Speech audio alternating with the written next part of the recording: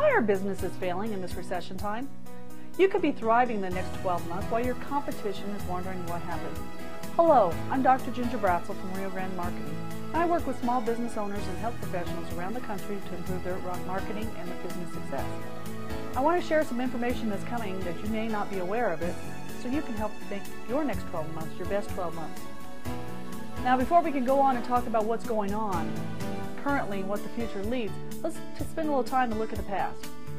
And what do these three industries have in common, and what does that mean to you? Well, simply it's the locomotive and train industry, newspaper publishing, and manufacturing. And at one time in their career, they had a major shift and they didn't act upon it. That massive shift caused them to be crushed. And they could have changed some things in their business structure, their marketing, and things like that, and capitalized on it. There's businesses right now in this tough economic time, and they're having the best years of their lives. Why? Because they recognize the shift and are capitalizing on it. While others are sitting around scratching their head and wondering and blaming the economy. Now, whatever you do, it's your choice, but it's best if you have some better information. Let's talk about how this happened to them. First of all, we looked at the newspaper and print industry. They falsely believed that they would always have a position. They thought the baby boomers would carry them through. Newspapers are something they thought you couldn't live without. But unfortunately, the internet and electronic readers have come along and replaced where people get their news information. Honestly, a lot of people get their information also from TV. We don't read as much as we used to. As a cultural, we're changing, and the newspaper didn't change along with it. If you look in your area, I bet your newspapers are a lot thinner. I bet many of the newspapers have actually closed and are out of business. And it could have been easily prevented if they had acted on it. Let's go on and talk about the train and locomotive.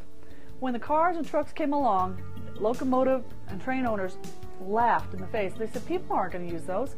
They don't go all the way across country. We have established railway. They're so slow, you can only put a few people in there.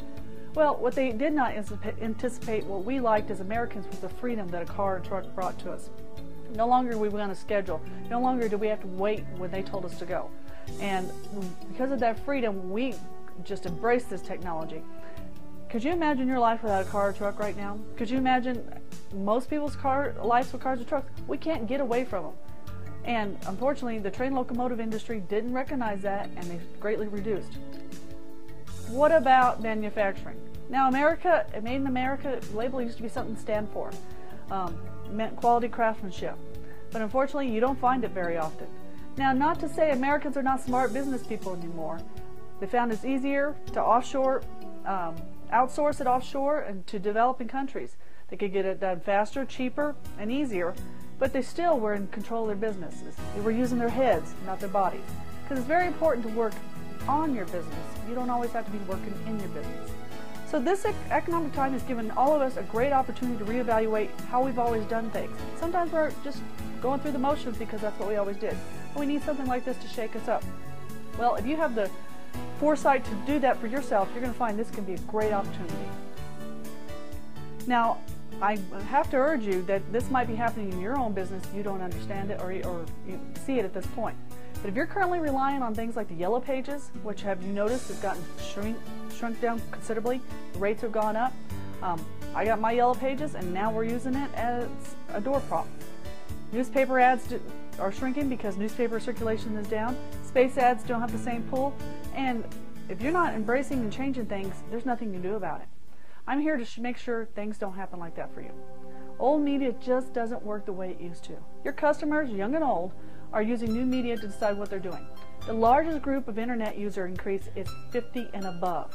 That's our baby boomers and up. So it's not just something for new people, young people. This new technology is being embraced. And your business, your prospective business people, or your current customers who need to be reminded that they need to come back and do business with you, are not going to find you if you're not in the right place. This is not your choice. You cannot tell them where to go look for their businesses, who they want to do business with.